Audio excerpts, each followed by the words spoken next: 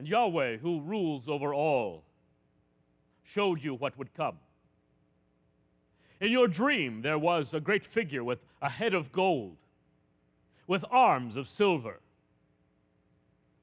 a chest of bronze, brass, belly, thighs of iron, legs of iron and feet of iron mixed with clay. You could see the expression on his face. Yahweh had not failed us. Yahweh had given us the dream. In your dream, O king, there was this figure. And then there came a stone made without hands, and it struck the figure, and it ground it into dust, and the stone grew until it filled the earth.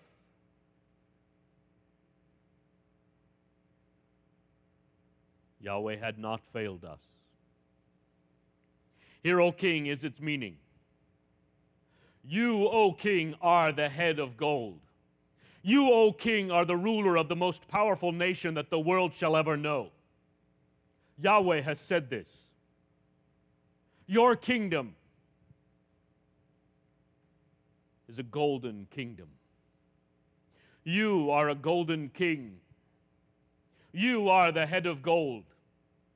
And the kingdoms that shall come after you are lesser kingdoms, even as silver is less than gold, bronze less than silver, iron, hard and cruel, yes, but still of less value. Until there is coming a time when this kingdom of iron shall be molded together with clay, and there is feet of iron mixed with clay, some strong, some weak. The two cannot be put together. But there is coming one who has been from the beginning, a stone made without hands, one from Yahweh himself. We call him the Mashiach, the Messiah. He is coming. And he will shatter all kingdoms before him and grind them into dust. And the dust shall blow away as the chaff of the wheat in the harvest time. And he will grow until he rules the earth, and his kingdom, when it is established, shall never end. The king bowed before me. I had to lift him up. O king, do not bow to me. Honor Yahweh himself. It is he who has given me this wisdom. It is not within myself to give you this. It is only because of him. To him must all honor and glory come. And so Nebuchadnezzar honored Yahweh here, but not here. He made a decree that no word should be spoken against the God of the Hebrews. He raised me up to the ruler underneath him of the kingdom. I asked if Hananiah, Mishael, and Azariah could rule with me, and he made them in charge of the province of Babylon. 4 captives.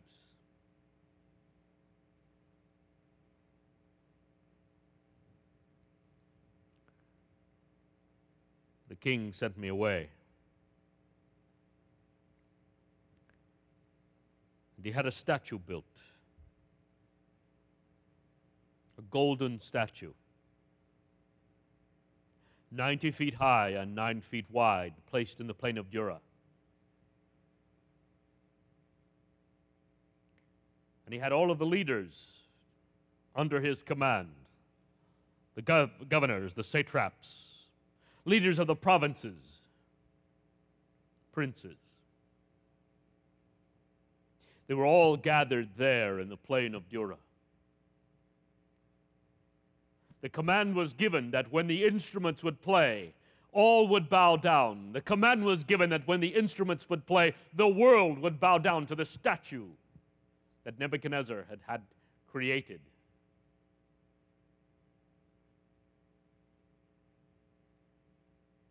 And the instruments blew.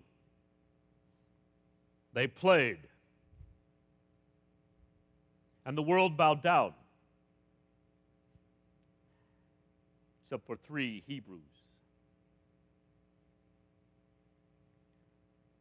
The sound of the instruments had not died upon the air when our enemies had raced to Nebuchadnezzar. "O king, live forever! O king, there are 3 among the children of the Hebrews who have not bowed down. Bring them," he said.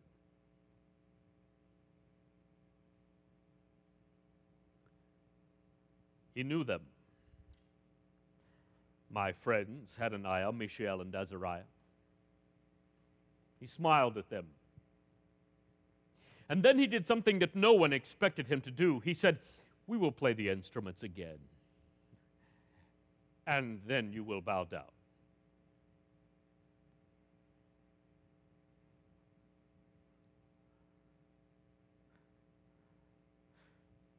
The one who would not bow would be thrown into a fiery furnace. They would be burned alive.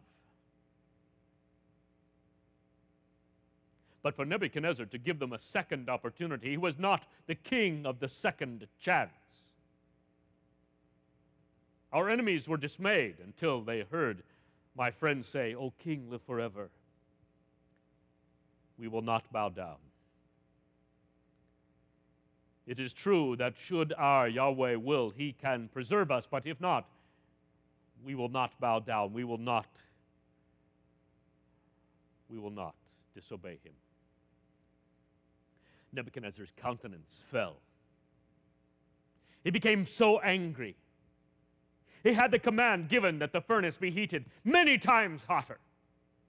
And then to show his power, his greatness, he had his mightiest warriors come and bind my friends hand and foot. He would show his power over the Hebrew God. He would show his power over these people.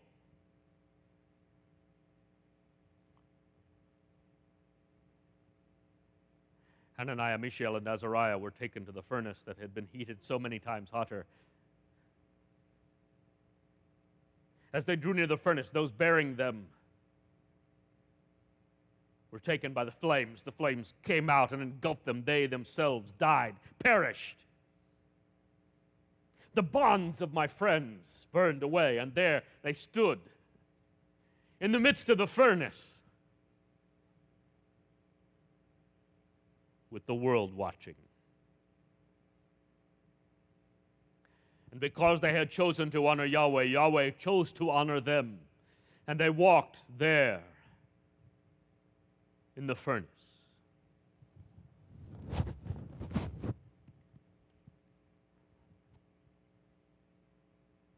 Nebuchadnezzar stood. He could not believe his eyes.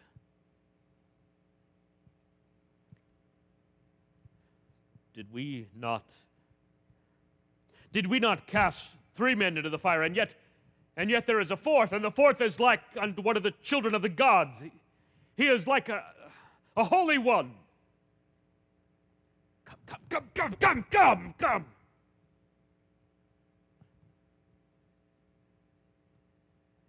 You are not even warm from the fire above the warmth of the body.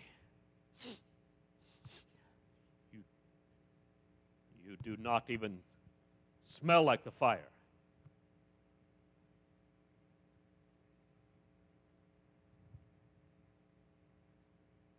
With the world watching,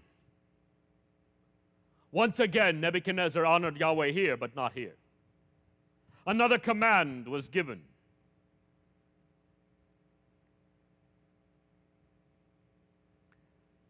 The days passed into years. Nebuchadnezzar's kingdom truly was a head of gold.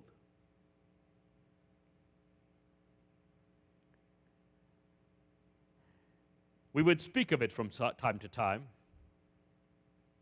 Who are these people who are the arms of silver, he would say? And these men of iron, hard and cruel, you say? And these 10 toes, that interests me.